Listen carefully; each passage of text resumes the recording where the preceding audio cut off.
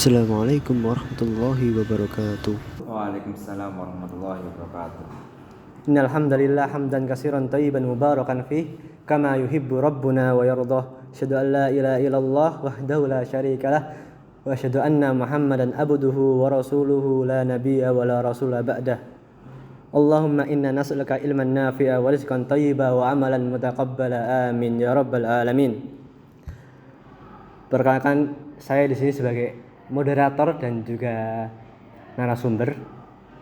Nama Muhammad Faruk Fakihuddin dengan NIM 242111147, dan di samping saya ada rekan saya yaitu Saya yang bernama Katon Adi Saputro dengan NIM 242111146. di sini kami akan membuat sesuatu podcast untuk menyelesaikan ujian pada mata kuliah sejarah peradaban Islam dengan konsep peradaban Islam.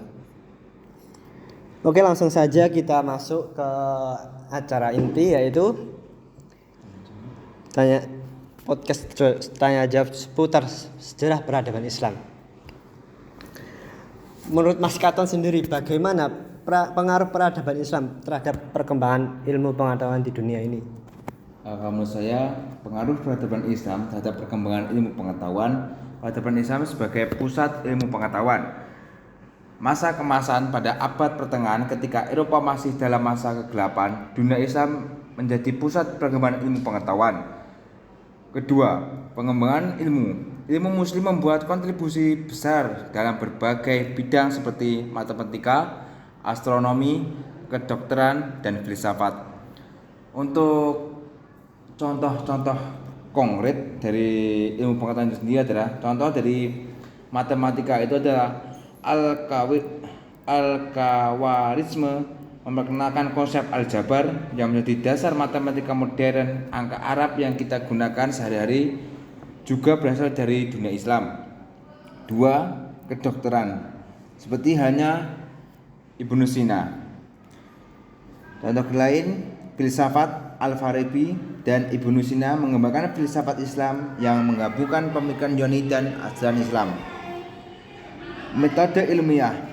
Ilmuwan Muslim mengembangkan metode ilmiah yang masih digunakan hingga saat ini.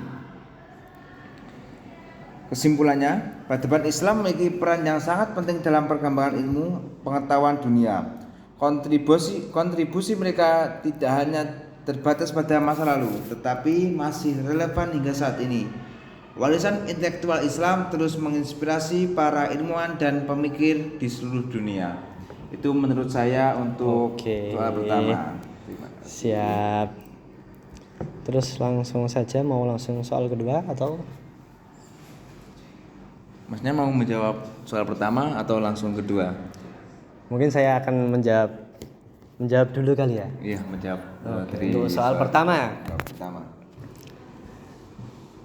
Menurut pandangan saya tentang pengaruh peradaban Islam terhadap perkembangan ilmu pengetahuan dunia, yaitu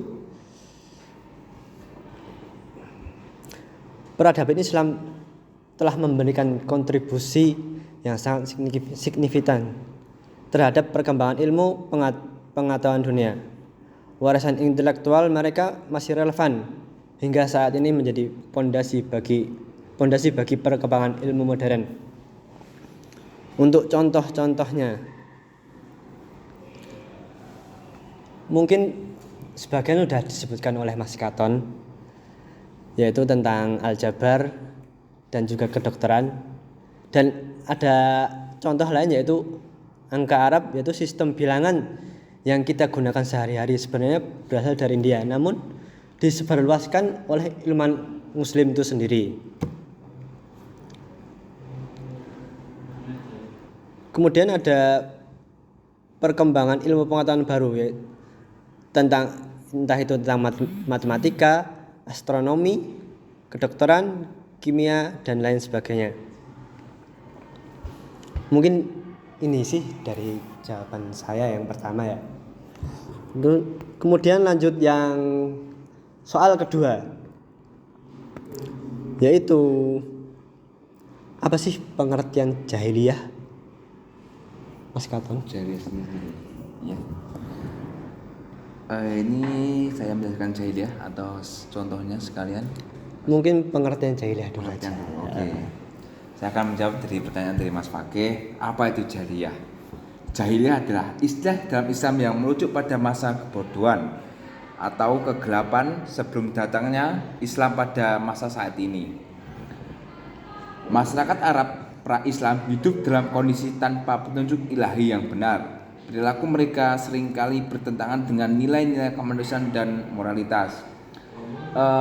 Menurut saya itu mereka itu bodoh, kegelapan itu maksudnya tidak ada aturan, tidak ada sebuah agama, itu cuma tradisi aja. Jadi bodohnya itu ya Sebuah tradisi lama tradisi lama yang terus dilakukan yang terus tidak ada syariatnya. tidak syariatnya. Mungkin itu Mas Fakih. Oke. Untuk contohnya, contoh perilaku jahiliyah pada masa sebelum Islam itu apa saja sih Mas Katon? Mungkin kalau disebutnya banyak sekali ya. Iya. Mungkin saya bisa menunjukkan Salah beberapa, satunya satu atau berapa. Salah satunya adalah pengembangan penyembahan berhala. Masyarakat Arab pada masa itu menyembah berbagai macam berhala seperti batu, pohon, dan bintang. 2. Diskriminasi terhadap perempuan. Perempuan seringkali diperlakukan tidak adil dan dianggap sebagai milik laki-laki. 3. Pembunuhan bayi perempuan. Praktik membunuh bayi perempuan yang baru lahir sangat umum terjadi. 4. Perang antara suku. Pertikaian dan peperangan antara suku sering terjadi demi merebutkan kekuasaan dan harta benda. 5. Minum khamr atau minuman keras dan perjudian. Khamr dan perjudian dianggap sebagai hal yang biasa dan tidak dianggap sebagai perbuatan dosa. Terakhir 5. Perzinahan dan pergaulan bebas. Hubungan seks di luar nikah dan pergaulan bebas marak terjadi. Jahilah merupakan masa yang penuh dengan kebodohan dan kegelapan. Islam datang untuk membawa cahaya dan petunjuk bagi umat manusia. Dengan mempelajari sejarah jahiliyah, kita dapat lebih memahami nilai-nilai luhur dalam Islam dan berusaha untuk menerapkan dalam kehidupan sehari-hari. Mungkin bisa digarisbesari bahwasanya pada masa jahiliyah itu perempuan hanya diberikan untuk budak seks ya Mas. Oh, seperti budak seks gitu ya. Jadi belum ada kesetaraan gender, itulah masa-masa kegelapan jahiliyah pada masa Arab. Masa sebelum Islam. Sebelum Islam. Oke. Mungkin langsung aja pendapat panjenengan apa itu jahiliyah dan contoh-contohnya. Jahiliyah dari kata-kata juhal, yaitu bodoh. Sebuah masa yang dimana kita sebuah masa ketika seseorang melakukan hal-hal bodoh, hal-hal yang itu pun dia tuh belum gimana bahasanya, lebih ke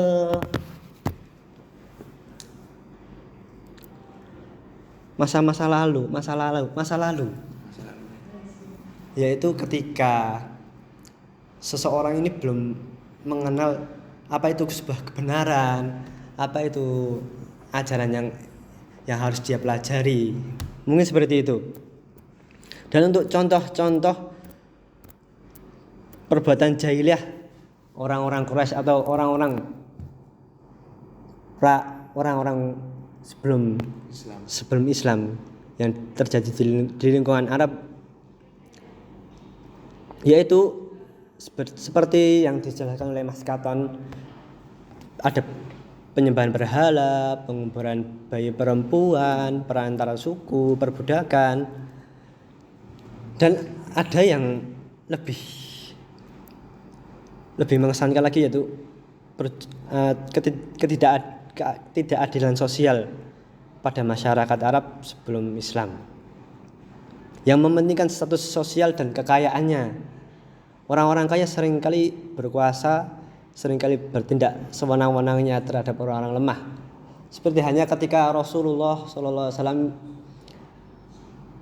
ketika mau berdakwah di lingkungan Mekah, Maka ketika itu orang-orang Quraisy itu datang kepada beliau dan mengatakan, "Ya Muhammad, udahlah kamu nggak usah dakwah. Kamu minta apa, saya turutin. Kamu minta wanita, saya kasih wanita. Kamu minta harta, saya kasih harta." Akan tetapi apa kata Rasulullah? Rasulullah menolaknya. Oke, seperti itu contoh-contohnya. Berarti dalam gelapan saya lihat belum ada keadilan, kesetaraan gender ya Mas? Iya, Benar-benar belum. bodoh dan Benar-benar gelap. bodoh, benar-benar tidak tahu. Dan lanjut yang soal ketiga. Iya. Soal ketiga. Mungkin saya akan mulai bertanya kepada Mas Oke. Fakih. Saya akan mulai dulu Mas Fakih menjawab karena saya sudah 2 kali. Siap. Yang kedua kan itu kan kita membahas zaman jahiliyah dan masa kebodohan. Nah, pertanyaan nomor 3 Mas Fakih. Faktor-faktor yang menyebabkan Nabi Muhammad SAW berhasil dalam dakwahnya khususnya di Madinah itu apa saja faktor-faktornya? Mungkin bisa dijelaskan beberapa faktor-faktor yang membuat keberhasilan Rasulullah bisa berdakwah pada zaman itu. Keberhasilan dakwah Nabi Muhammad di Madinah itu merupakan hasil yang positif dan mendapatkan faktor internal dan eksternal serta strategi dakwah yang efektif, kepemimpinan yang kuat, ajaran Islam yang sempurna, dukungan masyarakat, strategi dakwah yang tepat menjadi kunci keberhasilan dakwah di Madinah. Rasulullah membentuk masyarakat Madani, membangun masyarakat Madani di Madinah dengan membentuk pemerintahan yang adil, sistem ekonomi yang kuat, dan juga sistem sosiologi dan harmonis. Di situ juga ada pembinaan ukhuwah, yaitu mempersaudarakan antara kaum Aus dan kaum Khazraj. Kemudian ketika sudah bersatu, ada sahabat yang hijrah kemudian menyatukan antara Muhajirin dan Ansor. Kemudian pendidikan Rasulullah selalu mengajarkan kepada sahabat itu suatu hal yang baik, selalu mendirikan pembelajaran ilmu agama yang baik dan benar, dan juga masyarakat Madinah juga menerima kehadiran beliau di sisi mereka, walaupun ada sebagian kecil lah yang tidak menyukai, tapi sebagian besarnya sudah mayoritas sudah menerima. Untuk Mas Katon sendiri itu gimana pendapat Mas Katon? Kalau saya menganalisis, saya itu ternyata ada 2 faktor Mas Fakih. Pertama itu faktor internal dan faktor eksternal. Nah, untuk faktor internal sendiri itu keteladanan Rasulullah SAW menjadi contoh nyata dalam segala hal, baik dalam ibadah, akhlak maupun kepemimpinan. Beliau menunjukkan perilaku yang mulia dan konsisten dengan ajaran yang beliau sampaikan. Kedua, kebenaran ajaran.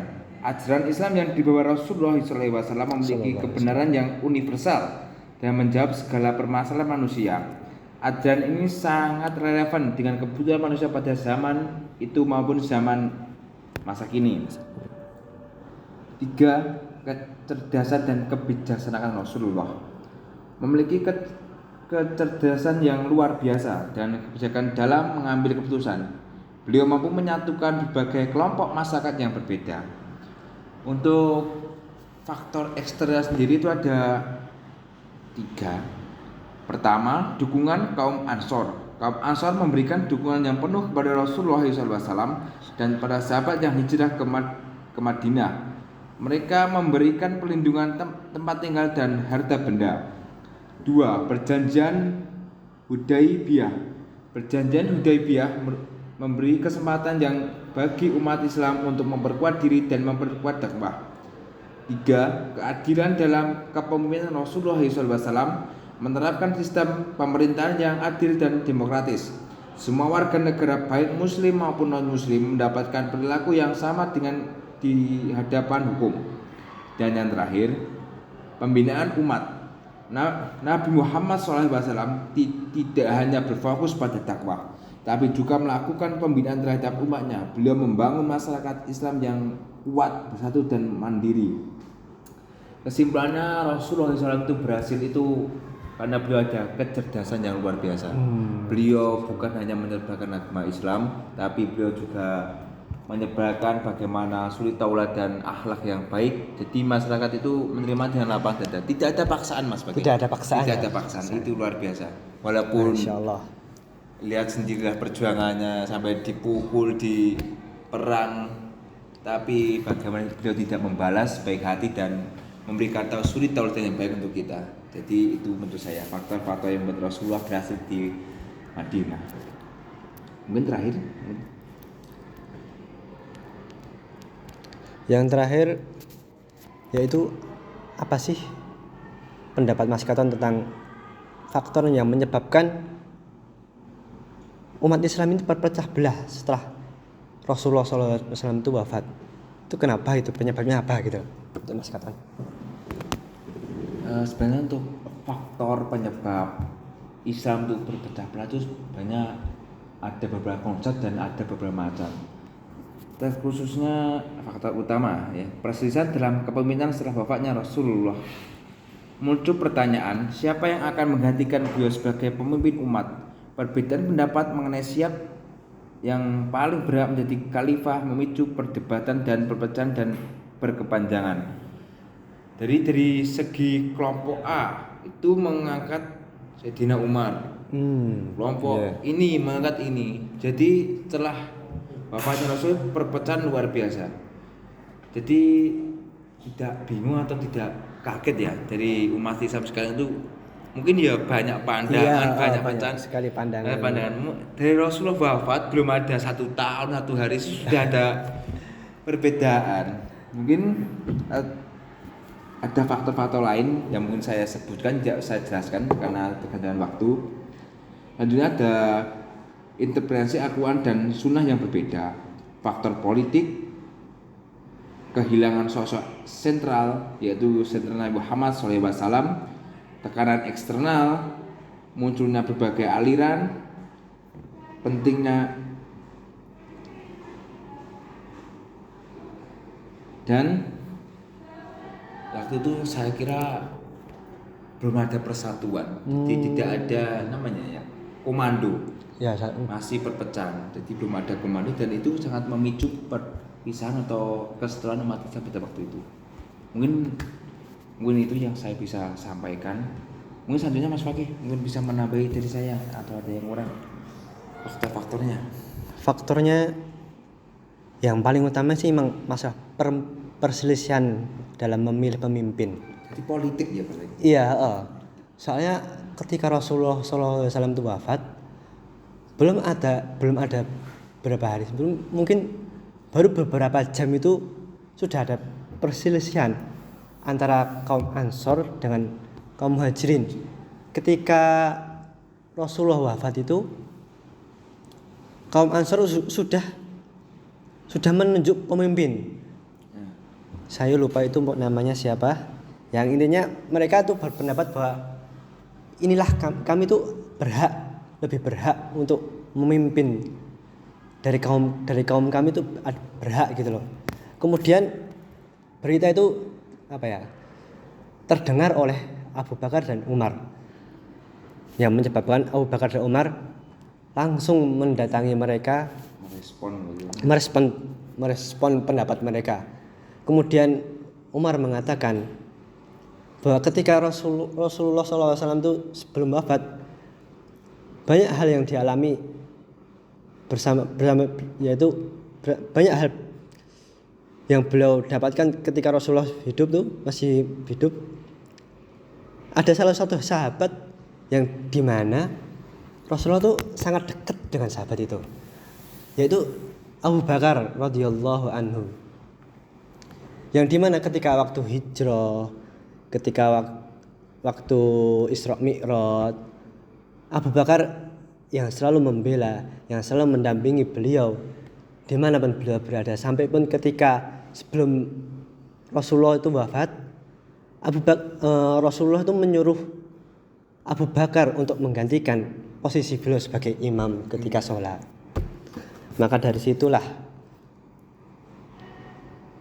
Umar berpendapat bahwasanya Abu Bakar itu lebih layak dan berhak untuk melanjutkan estafet kepemimpinan umat Islam. Kesimpulannya yaitu perpecahan umat Islam setelah wafatnya Rasul merupakan peristiwa yang sangat kompleks dan memiliki banyak faktor. Peristiwa ini memberikan pelajaran berharga bagi kita tentang pentingnya menjaga persatuan dan kesatuan umat. Makanya kalau bisa kita jangan adalah yang namanya perselisihan.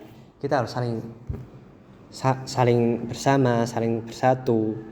Karena kalau kita sekali berselisih, yang bangga itu umat-umat Kristen, umat-umat sebelah non-Islam gitu. Yang dimana mereka malah berlomba-lomba untuk menjatuhkan agama Islam tersebut dengan cara mengadu domba antar umat Islam itu sendiri. Mungkin cukup sekian dari podcast kami. Sekiranya kalau yang ada salah kata atau kalimat datangnya dari kami, terima kasih Mas Katon sudah menemani saya dalam podcast ini. Sama-sama. Sekian dari kami. Wassalamualaikum warahmatullahi wabarakatuh.